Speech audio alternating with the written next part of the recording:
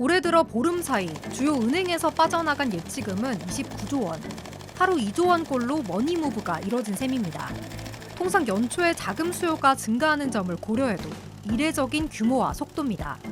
언제든 원할 때 찾을 수 있는 요구불 예금이 가장 많이 감소했던 건 2024년 4월인데 당시 하루 평균 1조 5천억 원이 빠져나갔습니다. 현재 자금이 빠져나가는 속도 이보다 빠른 겁니다.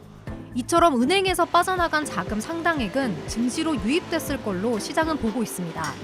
실제로 증시 대기자금 성격의 투자자 예탁금은 지난 8일 처음으로 90조 원을 넘어서며 최고 수준을 경신했습니다. 사상 최고치 랠리를 이어가며 오늘 처음 4,800선을 돌파한 코스피, 5,000피가 목전입니다. 지금이라도 증시에 뛰어들지 않으면 자산 증식에서 도태될 수 있다는 위기의식이 반영됐다는 분석입니다.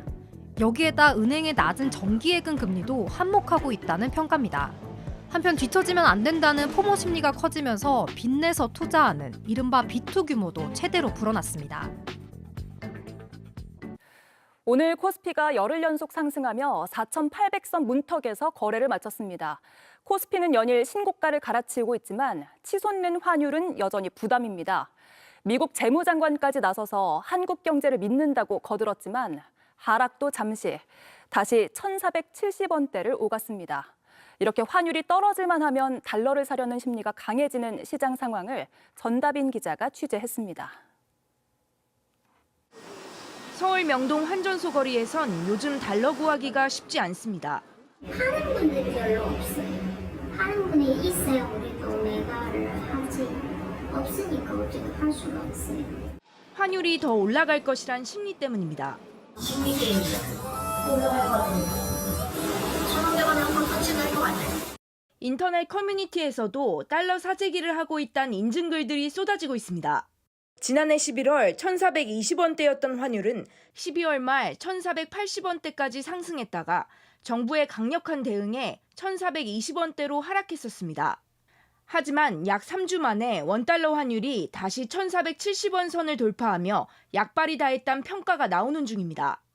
이에 이례적으로 스콧 베선트 미국 재무부 장관이 최근 원화 가치 하락을 놓고 한국의 탄탄한 펀더멘털과 맞지 않는다고 언급하기도 했습니다.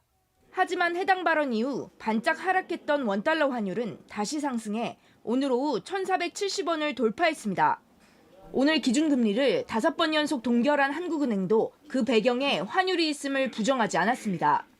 금리까지 낮추면 원화 가치가 더 떨어져 환율이 치솟을 가능성을 우려한 것으로 보입니다. 4분의 3 정도는 달러화 강세가 있었고 엔화 약세가 있었고 지정학적 리스크가 있었습니다. 나머지 4분의 1 정도는 계속해서 우리만의 요인으로 서민경제에 부담을 주는 환율 상승이 계속 이어질 경우 추가적인 시장 안정화 조치에 나서겠다고도 강조했습니다. JTBC 전다빈입니다. 한국은행이 기준금리를 연 2.5%로 동결했습니다. 지난해 7월부터 5차례 연속 동결된 겁니다. 기준금리를 묶은 결정적 배경 역시 고환율이었습니다.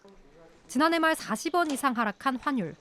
하지만 올해 들어 다시 1,400원대 중후반 수준까지 치솟으면서 섣부른 금리 인하는 부담이 크다고 판단한 겁니다.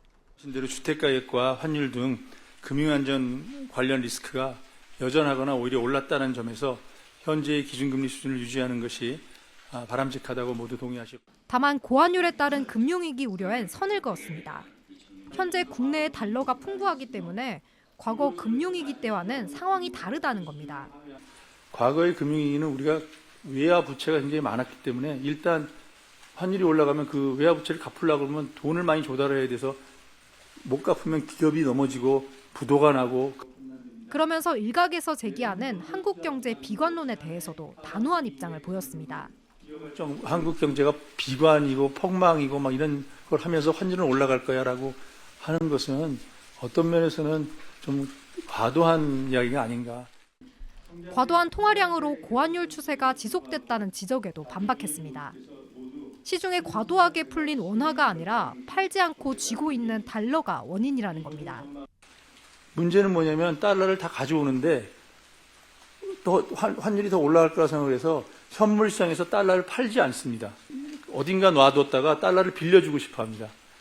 이로써 기준금리가 동결 기조를 이어가게 되면서 한미 금리 차는 1.25%포인트로 유지됐습니다. 이총재는 향후 금리 전망에 대해서도 연 2.5%로 유지할 가능성이 크다고 밝혔습니다.